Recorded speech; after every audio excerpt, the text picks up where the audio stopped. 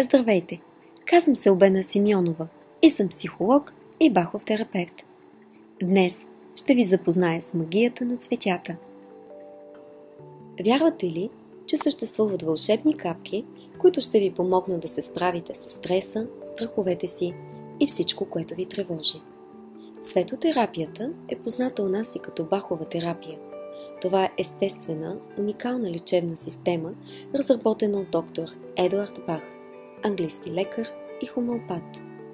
Днес тя е широко разпространена в цял свят, защото е лесна, достъпна и без странични ефекти. Доктор Бах осъзнава, че негативните емоции като гняв, омраза, страх, несигурност и други са дълбоката причина за заболяванията на човека. Той открива 38 лечебни растения, които целят постигане на душевна хармония. Методът на доктор Бах е признат от Световната здравна организация, която отчита факта, че цветята влияят положително на човешката психика и тяло.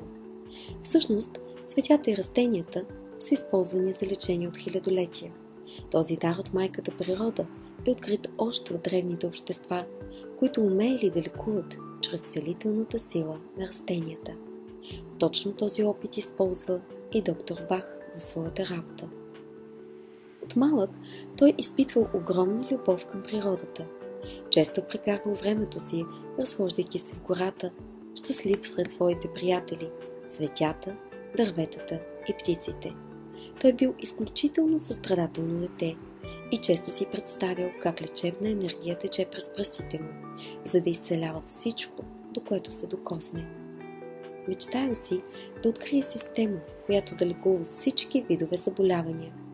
Той смятал, че лек за всички болести трябва да се търси в природата, защото така както Бог ни е дал плодовете и зърното, така той е пръснал и стотици билки по полето, за да се лекуваме.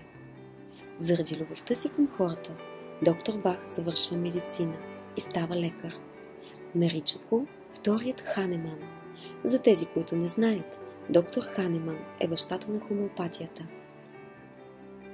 По време на лекарската си практика, доктор Бах започна да наблюдава своите пациенти и открил, че едни и същи хора като темперамент и начин на мислене боледуват от едни и същи заболявания.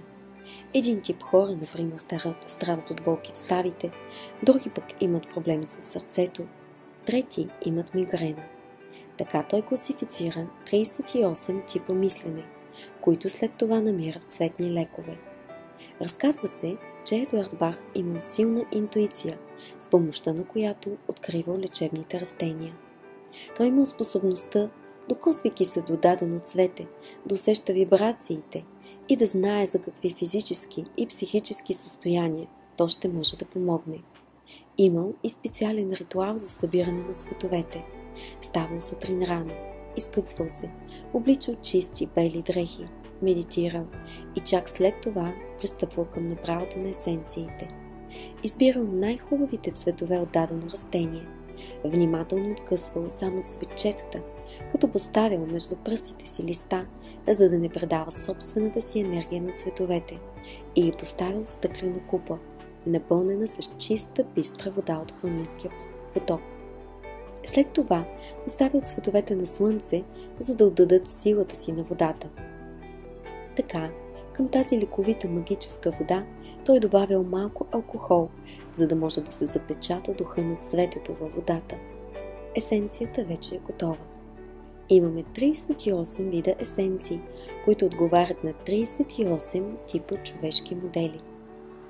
Витлемската звезда, например, се дава, когато човек има преживян силен стрес, шок. Хората, които имат нужда от нея, казват: откакто това се случи, аз не съм същият. Травмата не е преработена и продължава да живее в енергийната система, която предизвиква ред симптоми. Доктор Бах нарича Витлемската звезда утешител на душата. С помощта на есенцията човек възвръща своята вътрешна сила и възстановява енергийната си система. Скалната роза пък се използва за панически атаки. Нарича се цветето на освобождението. Дава се при всякакви състояния на силна паника. Тя обхваща човека, правейки го неспособен да мисли и действа адекватно. Това може да е съпроводено с сърцебиене, треперене, обилно потене и напрежение в слънчевия сплит. С помощта на есенцията, човек се чувства отново спокоен и уравновесен. Лиственицата пък е цветето на самочувствието. Тя ни помага да осъзнаем силните си качества, да придобием самочувствие и вяра в себе си. Идеята на доктор Бах, че здравият ум е гаранция за здраво тяло, изпреварва своето време. Едва в наши дни медици и психолози започват да откриват и да изследват тясната връзка между психиката и физическото тяло. Много хора вече са се убедили, че положителните мисли и доброто психическо състояние водят до здраве и жизненост. И обратно, негативните чувства и емоции водят до дисбаланс в организма. Човекът е една динамична и променяща се система, която непрекъснато се стреми към равновесие. Когато това равновесие липсва, се проявяват различни симптоми и се стига до болест. И както казва Едуард Бах, можем да определим състоянието на нашето здраве чрез радостта, която изпитваме. Ако сме щастливи, значи следваме точно указанията на нашата душа. И после допълва: болестта не е наказание или жестокост, а просто средство, което душата ни използва, за да ни насочи към грешките, които сме направили, и да ни върне към истината и светлината. Ето защо е необходимо да наблюдаваме себе си и при необходимост да възвърнем мира и спокойствието в душите си. Всеки един от нас е творец на собственото си здраве и така както сам създава болестта си, така може да се превърне в лечител на самия себе си.